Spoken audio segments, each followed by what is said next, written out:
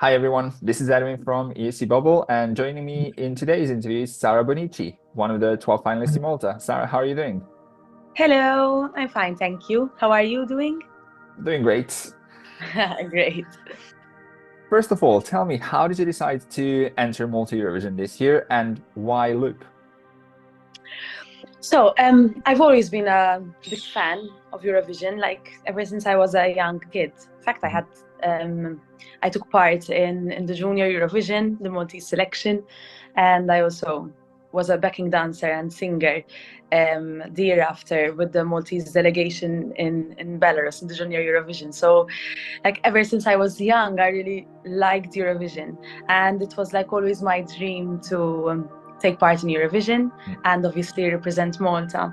And yeah, just this year I felt that it's like the right time for me to just work on something which really represents myself, which I'm really proud of, and which I can actually um, enter with for Eurovision. And that is how Loop came about. I basically met a group of songwriters. We went into a room and we started writing, and Loop came about, and I liked it, and I submitted it. So that is basically how it all happened. And here we are in the final. Exactly. Now let's just go back to Junior Eurovision. How was your entire experience there in Minsk? Amazing. So as I told you, I wasn't like the main singer. I Yeah. was a backup singer and dancer. But that has had its added benefits because I didn't have the stress of the of the main singer, but I was still on stage singing and dancing, which is like what I love to do. So it was honestly amazing. We had like parties every single day. It was lovely, and I recall having that feeling like wanting to eventually do Eurovision when I grow up, and like that sort of fire within me, and that want and need to do it, like always stayed there up to this point. But it was an amazing experience. How are you getting ready now for the shows?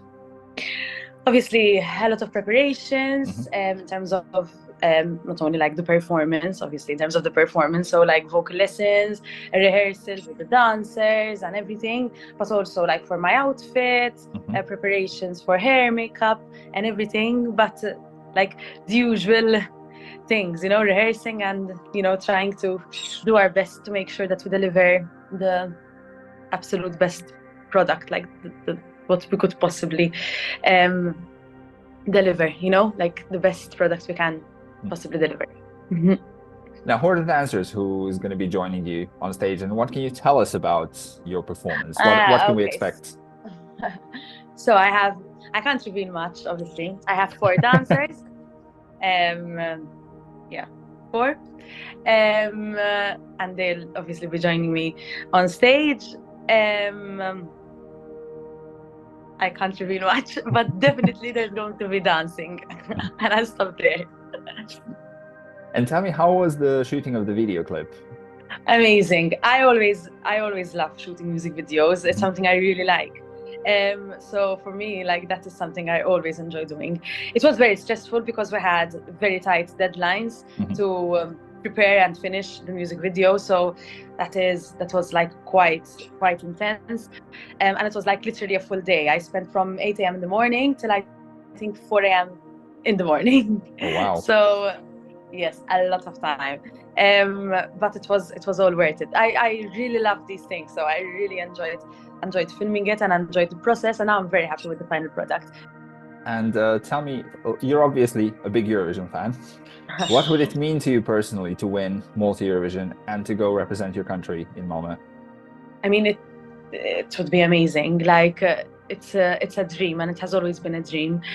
So it would mean a lot to me.